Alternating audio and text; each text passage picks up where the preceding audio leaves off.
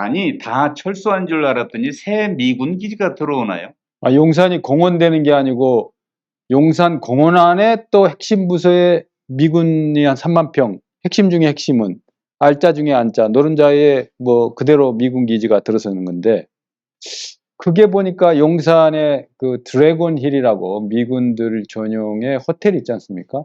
그거를 중심으로 해서 헬기장까지 포함된 약 3만 평 정도 규모의 미군 기지, 잔류 기지를 그대로 유지하는 것으로 한국 정부와 미국 정부, 구체적으로 주한미군과 국방부가 합의를 2년 전에 했다는 사실이 새로운 그 화두로 요즘 용산 미군 기지 2막이 시작되는 것 같은 그런 기분입니다. 참 이해하기 어려운 일이네요. 지금 윤석열 대통령께서 당선자 시절 대통령실을 용산으로 옮길 테니 앞에 미군 그 반환 기지는 모두 공원화해서 본인의 집무하는 모습을 국민이 바라보고 함께 소통하는 공간으로 삼겠다고 청사진을 직접 브리핑했잖아요. 그래서 취임 후 얼마 후에 세계 최고의 의전을 받는 바이든 대통령의 정상회담도 열리고, 윤석열 정부의 추진력 정말 믿을만하다 그래갖고 신뢰도도 많이 올라갔는데, 사실은 내부를 뜯어놓고 보니까 앞으로 첩첩산중 풀어야 될 숙제가 계속 청구서와 함께 날라들어오는 이 어처구니 없는 상황, 어떻게 해결해야 될지 구체적으로 국민들이 궁금하게 생각하냐. 아니, 용산이 다 평택으로 가는 줄 알았더니 그게 아니란 말이야? 이런 의문이 생기는 거 어떻게 해야 되는 거죠? 지난 2020년에 주한미군사, 연합사, 유엔사 이 세 주체가 국방부와 협의한 과정에서 드래곤힐 지역에 한 3만 평 정도 되는 거죠. 그 지역을 서울 정부와의 그 협력을 위해서 협력 창구로 쓰기 위해서 그 잔류기지로 활용을 하겠다라고서 합의서를 작성했다네요. 그게 이제 최근에 민주당 의원의 국회 국방위원회 질의에서 팩트가 이제 제출되지 않았습니까? 사실관계가 확인이 됐는데, 그 지역이 현재 대통령 집무실 구 국방부 청사와 담벼락을 공유하는 정도로 밀접한 위치에 있고, 거기 외쪽에 드래곤 힐이라고 하는 그 미군 장병을 주로 고객을 하는 숙소 이외에 그 밑에 지하에 가스라든가 전기라든가 뭐 다양한 그 상하수도, 특히 통신 설비는 절대 손을 대지 못한다라는 합의까지 이루어졌다는 거 보고, 앞으로 불가피하게 외국의 군사기지가 사실상 치해복권 지역 아닙니까? 그 인접한 이런 현실적인 문제를 풀기 위해서 미국 측과 우리 대한민국 정부가 또 다른 협상 테이블에 앉을 수밖에 없다라는 불가피한 상황이 조성이 되는데, 그렇게 하면 우리가 대체 부지를 제공해 줄 테니까, 현실적인 이런 문제가 있는 것 미국 측도 인지할 테니까 이걸 풀어나가자라고 얘기하면, 이것이 또 수천억 원, 천억대의 뭐 추가 비용을 오는 게 아닌가라는 많은 우려가 있습니다. 대통령 집무실로부터 150m, 200m 거리에 있는 지역에 외국군의 주둔 기지가 유지된다고 하면 세계 아주 초유의 일이 되겠군요. 그렇죠. 우리 한미연합 방위태세를 강조하고 그것을 강화하는 것이야. 북한이 어떤 도발을 해도 전략자산을 전개하고 신속하게 대응하는 거. 뭐 북한의 8발 소나기 미사일 발사 이후에 우리가 대응 사격됐고, F-35A를 띄워서 어떤 무력시 차원이 아닌 사실상의 군사적 실전적인 의미가 있는 군사적 대응 조치를 한 것을 성원하고 응원하는 그 여론도 많이 있습니다.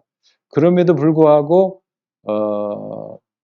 미군의 핵심 잔류 기지가 대통령 집무실과 담장을 공유할 정도로 가까운 것은 상당히 문제가 있다라는 것은, 여러 가지 그 지하 시설 가운데 저는 특별히 통신 시설을 관심을 두지 않을 수가 없어요. 요즘 사이버로 모든 게 다 이루어지고 통신 케이블을 통해서 모든 정보가 공유되기도 하지만, 우리의 부지불식간에 우리 국가 기밀 정보나 정책 방향이 우방국한테도 노출될 수가 있다.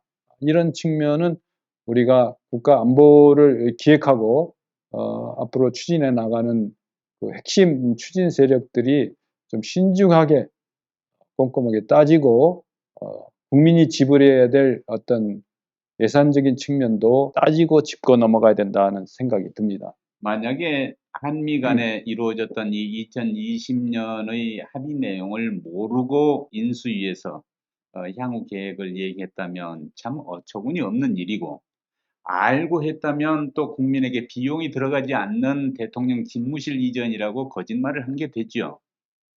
여하튼 이 문제로 인해서 앞으로 파장이 클 것 같습니다. 왜냐? 한미 간의 이런 협의 과정은 대단히 시간이 많이 걸리거든요. 2002년도에 이른바 효순이 미선이 장갑차 사고로 인해 가지고 미국이 대한민국에서 일어났던 당시의 반미 감정 그 촉발 상황을 우려해서 그 이후로 급물살을 탔던 LPP, 그러니까 주한미군 기지가 대한민국에 산재되어 있는 것을 통합하고 이전하고, 이런 와중에서 이제 큰 그림화해서 용산 기지도 평택 지역이나 이런 걸로 이전한다라는 그런 그 큰 합의를 이뤄내지 않습니까?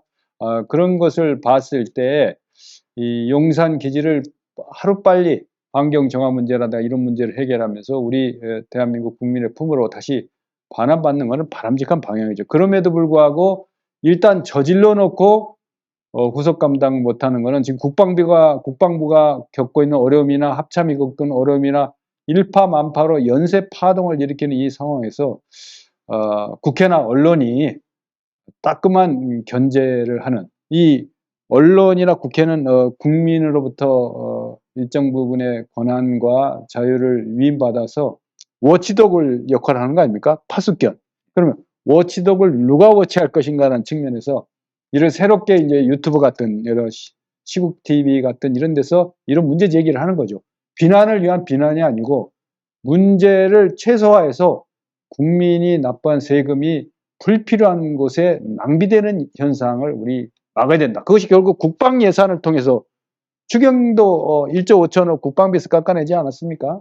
그런 측면에서 봤을 때 써야 될 때는 돈은 나갈 국방 예산은 많은데 이 미군 기지 잔류 기지 이전에까지 국방 예산을 동원한다는 것은 납득하기 어려운 추가 비용이 아닌가 이렇게 생각이 됩니다. 대통령 집무실과 담장을 같이 쓰는 외국군 기지, 이건 우리 국민이 용납하기 어려울 것이고요. 두 번째, 그러면 어차피 재협상으로 가야겠군요. 그럼 재협상을 한다면 시간이 걸리겠군요. 윤석열 대통령 5년 기간에 용산은 완전히 공사 현장이다. 많은 공사가 일어날 텐데 3만여 평의 미군 기지를 어디로 옮길 것인가 하는 문제는 또 다른 협상의 지연작전이나 시간 끌기가 계속될 거고, 미군 측도 주한미군 사령관이 바뀔 때마다 방침이 바뀌어요. 그래서 재협상을 했던 그런 시행착오를 겪어왔는데, 이 문제가 국회나 언론에서 가벼이 넘겨서는 안 될 국방부 이전이나 합참의 추가 연쇄적인 이동과는 차원을 다른 국내 문제가 아니고 국가 간의 어떤 합의를 도달해야 되는 문제이기 때문에 결코 간단치 않고 이른바 조건에 의한 전자권 전환과도 연결이 되는 아주 중요한 사안으로 부각되었다, 이렇게 판단이 됩니다. 대통령 집무실 이전과 이에 따른 파생되는 문제들이 점입 가경이란 말이 이런 데 있는가 봅니다. 그래서 국회 국방위원회에 촉구합니다. 국민이 국방 예산이 어떻게 집행되는가 하는 것은 반드시 모든 국가 예산은 꼬리표가 달려 있기 마련입니다.